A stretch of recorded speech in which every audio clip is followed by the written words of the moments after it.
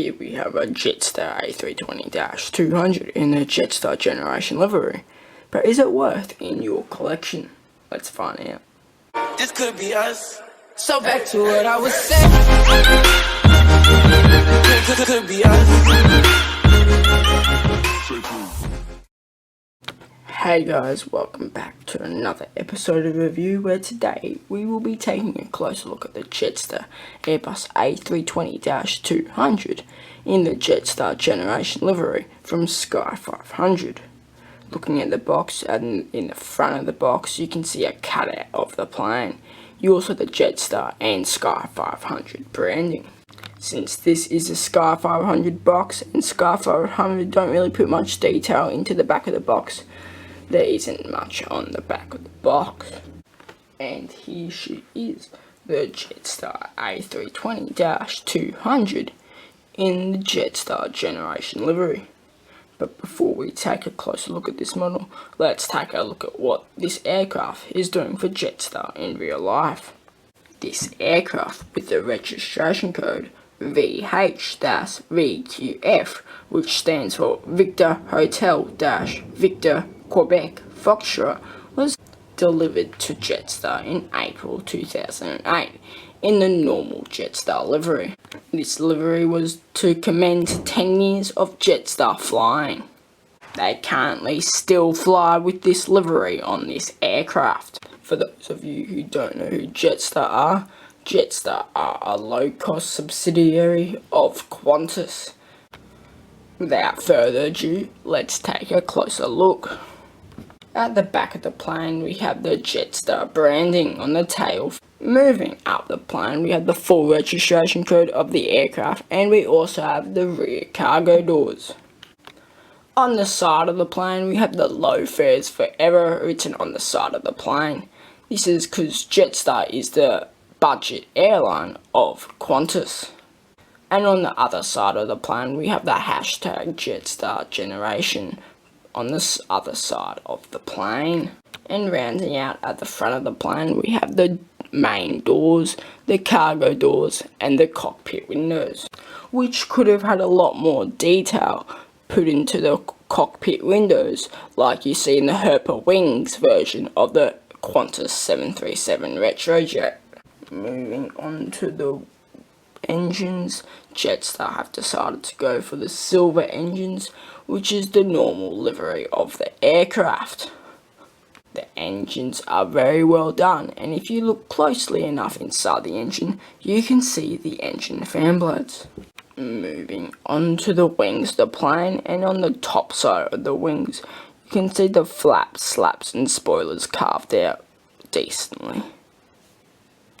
You also have the arrows pointing to where the emergency exit would be. And also looking out from the plane towards the wings of the plane, you can see the wingtips of the aircraft, which is traditional for the Airbus A320 fleet. And on the rear end of the wings, you can see the full registration code of the aircraft. And whilst we're on the bottom of the plane, we can also see the Jetstar branding. Moving on to the wheels of the plane, I believe Sky 500 could have added a little bit more detail, especially onto the back landing gear. And then moving on to the front landing gear, I believe Sky 500 have done a better job than the back landing gears, making sure there's a lot of detail put into the front landing gears. So without further ado, let's go to the summary.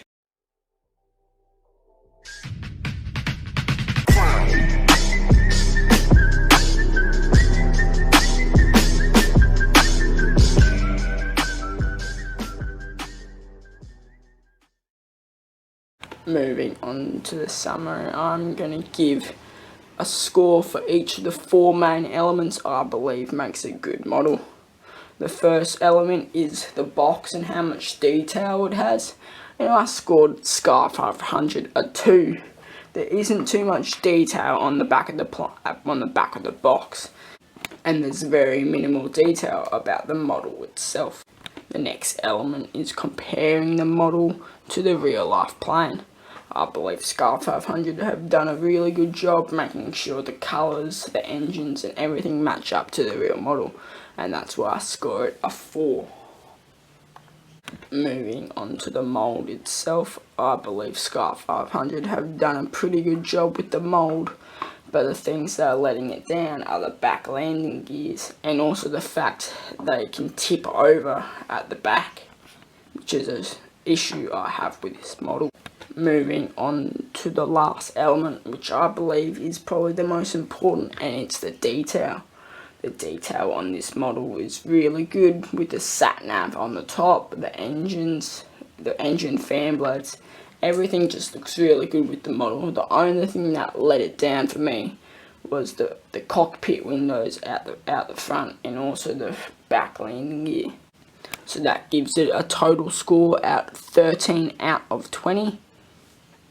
And to answer my question, is it worth in your collection? I believe if you are looking for Jetstar models, or if you're looking for just any aircraft in general from the Oceania region, I believe this is a must-have in your collection. There aren't too many other Jetstar models out there, so I believe this is a model you should get. I'm sorry for the slow uploads lately. I've just been busy with other stuff. The next aircraft we are going to review is the Emirates A320. So without further ado, if you liked this video, make sure you hit the like button, and if you're new around here and you want to watch some more videos, make sure you hit the subscribe button. That would be really appreciated. So without further ado, that's HB Aviation signing out for now.